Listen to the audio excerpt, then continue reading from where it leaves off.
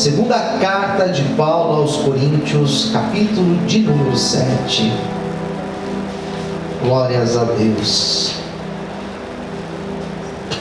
Segunda carta de Paulo aos Coríntios, capítulo 7. Apenas o versículo de número 6. Aqueles que já encontraram, digam amém. Vamos lá, diz assim o versículo 6. Mas Deus que consola os abatidos. Vamos ler de novo, só esse trecho, parteado do versículo. Mas Deus que consola os abatidos. Amém. Fechar os nossos olhos. Senhor, fale conosco nesta noite. Venha abençoar, Senhor, os nossos ouvidos e também o nosso coração, para que nós possamos recepcionar esta palavra. Nos abençoe, Senhor, que nada nos impeça de sermos ministrados por Ti. Venha nos orientar e nos ensinar, Senhor. Graças te damos, em nome de Jesus. Amém. Vamos aplaudir Jesus bem forte. Glória a Deus.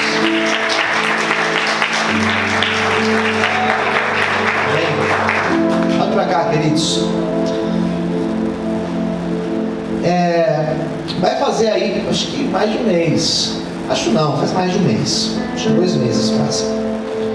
Que eu tenho ministrado aos domingos, que é o dia que eu ministro aqui na igreja, a segunda carta de Paulo aos Coríntios.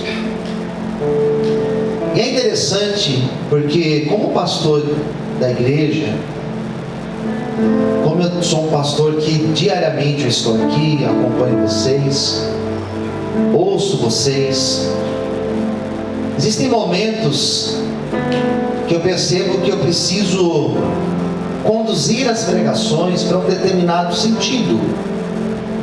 Ser pastor é isso, né? Você diagnosticar o que a igreja realmente necessita ouvir, buscar de Deus direções para que você possa ministrar e ser assertivo nas pregações. Não é pregar de forma aleatória, sair metralhando, falando o que achar que deve falar. É buscar essa direção de Deus. É igual um médico quando vai prescrever um medicamento, ele precisa ser assertivo. Não pode passar qualquer remédio que ele acha. Não pode achar. Então, geralmente, quando eu faço as minhas pregações, eu busco essa direção de Deus. Há um tempo atrás, quando Deus colocou no meu coração o propósito de falar da segunda carta de Paulo aos Coríntios, Deus começou a ministrar no meu coração esta carta. Nós estamos falando sobre ela em todos os versículos, capítulo a capítulo, versículo a versículo. E eu comecei a ministrar e não comecei a entender muito bem. Fui ministrando. Daí veio a direção da festividade nossa. E Deus me deu um tema para a festividade. Aprendemos a ser mais fortes nos momentos difíceis, nos momentos de luta. E logo quando Deus me deu esse tema, eu também não entendi, mas amém. Mas hoje eu entendo já. Por que nós precisamos aprender a ser mais fortes nos momentos difíceis? Eu não imaginava que esse mês nós enfrentaríamos o que nós estamos passando. E essa carta de Paulo eu também não imaginava que ela faria tanto sentido como ela faz hoje para a gente. Hoje eu separei só um versículo para ministrar para vocês, que é o versículo 6, que fala que Deus consola os abatidos. Isso é muito forte, queridos. O texto ele não está dizendo que Deus não permite nós ficarmos abatidos. Não é um texto que está dizendo que Deus vai livrar você de ficar abatido. É um texto que diz que Deus vai te consolar quando você estiver abatido. Quem entendeu? Diga amém. A gente percebe na história de Paulo e o contexto de quando ele escreveu essa carta. A gente começa a pensar algumas coisas, inevitavelmente. Porque se nós pararmos para pensar, seria muito mais fácil Deus evitar de nós ficarmos abatidos. Ele não precisaria nem consolar a gente, era só evitar de nós ficarmos abatidos. Mas o Deus que nós servimos não é um Deus que livra de nós ficarmos abatidos. É um Deus que permite nós ficarmos abatidos, e quando nós ficamos, Ele nos consola. Deus poderia, por exemplo, também privar de você ficar desempregado, de você ficar doente. Deus poderia privar de nós passarmos por frustrações. Eu acho que seria, mais fácil, eu acho. Deus poderia privar eu e você de nós passarmos por situações de desgosto. Mas não é assim. Não é assim. É um Deus que permite, mas Ele passa com a gente. Amém, queridos? Permite, mas Ele passa conosco. Em toda a trajetória bíblica, de Gênesis a Apocalipse, de uma capa a outra,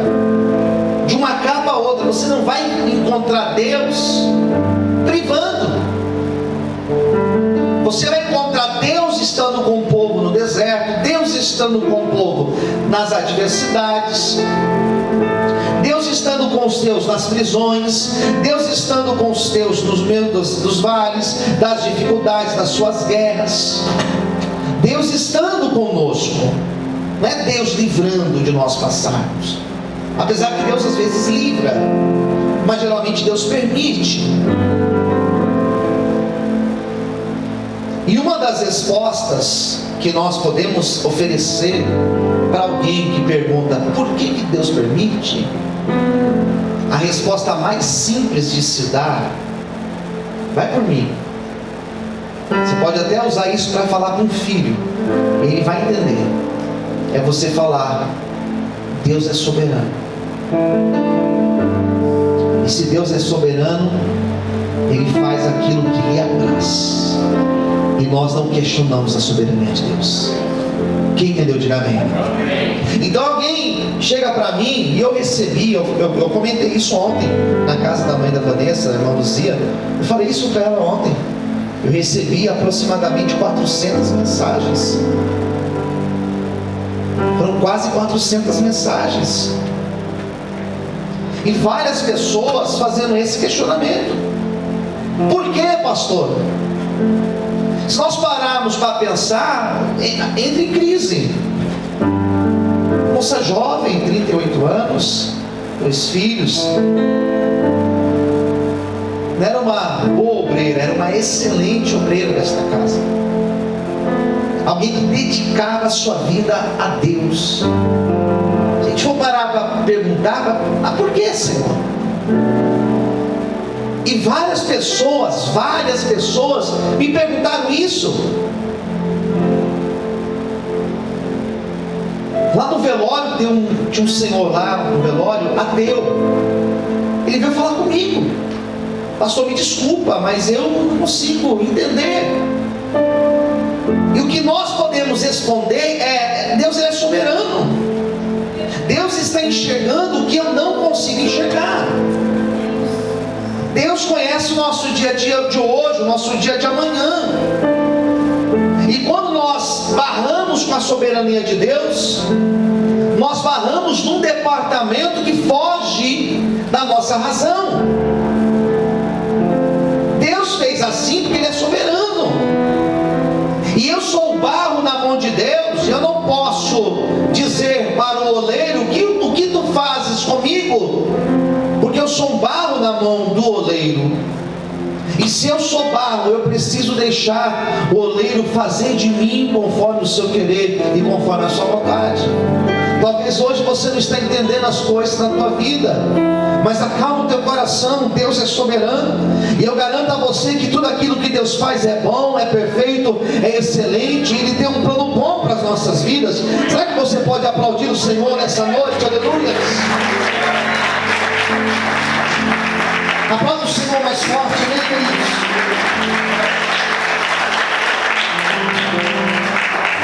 Então a primeira resposta que nós podemos dar, ou a mais óbvia para se dar, soberania de Deus. Mas eu entendo que não é o suficiente você chegar para alguém e falar soberania de Deus. Porque nós precisamos também fazer o prático. Mas e no prático, pastor? Tá, entendi, Deus é soberano, mas e na minha conduta prática, como que isso se aplica? O que Deus permite? Eu anotei algumas coisas aqui que eu quero dividir com vocês. O que Deus permite então nós passarmos por esses abatimentos? Em primeiro lugar, para mostrar o quanto nós somos humanos. Sabia disso? Nós somos humanos. Por mais espiritual que você seja, por mais cheio de Deus que você seja, você é humano. Quem entendeu? Diga amém.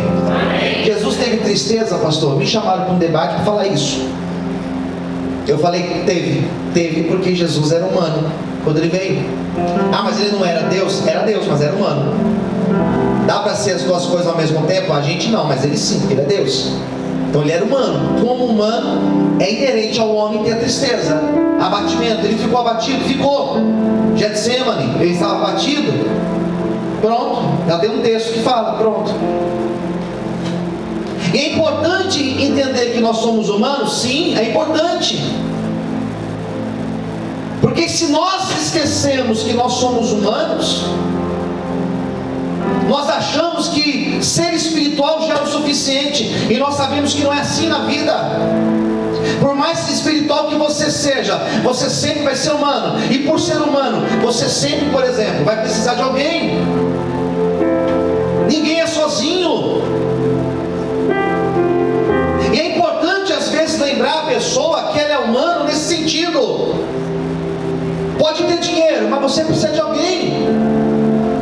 Você pode ter uma casa muito grande, muito luxuosa, mas você vai depender de alguém, vai precisar de alguém em um momento da tua vida. Ah não, pastor, mas eu preciso só de Deus. Só de Deus? Nós precisamos do outro também. Lembrar que nós somos humanos é lembrar da necessidade que nós teremos enquanto nós vivemos do nosso próximo. Quem entendeu? Diga amém. Nós somos humanos, e pelo fato de nós sermos humanos, nós temos que cuidar, por exemplo, do nosso corpo. E existem pessoas que negligenciam o cuidado pelo corpo. Ah, mas eu sou espiritual. Mas e o corpo? E a saúde? E a nossa alimentação? E a nossa atividade física? Nós não somos espirituais, pastor? Somos espirituais, mas nós somos humanos. E se eu negligencio o cuidado com o meu corpo, por exemplo, eu vou padecer. E não é culpa de Deus. Posso ouvir um amém, queridos? Amém. Nós somos humanos. E pelo fato de nós sermos humanos, nós sempre precisaremos da intervenção de Deus. Nós sempre precisaremos da provisão de Deus. Nós sempre precisaremos, nós sempre dependeremos de Deus. Enquanto nós vivemos, enquanto nós estivermos vivos, nós vamos depender de Deus. Enquanto você depender de Deus, enquanto você estiver com teus pés no chão, lembrando em todo o tempo, eu dependo de Deus, eu preciso de Deus, coisas grandes da parte do Senhor acontecerão na tua vida. Você sabia disso? Por isso dependa do Senhor. Tenha na sua mente: eu preciso de Deus, eu dependo de Deus, e Ele vai te abençoar por conta disso. Será que você pode aplaudir e exaltar a Deus nessa noite? Você pode abrir a sua boca e dar glória a Deus? Amém. Segundo lugar, o que Deus permite nós ficarmos abatidos às vezes? Para sensibilizar o nosso coração. sensibilizar o nosso coração para a dor do outro. Quando nós temos um coração sensível, a gente sente a dor do outro, irmãos. Concorda comigo? Quem concorda, diga amém.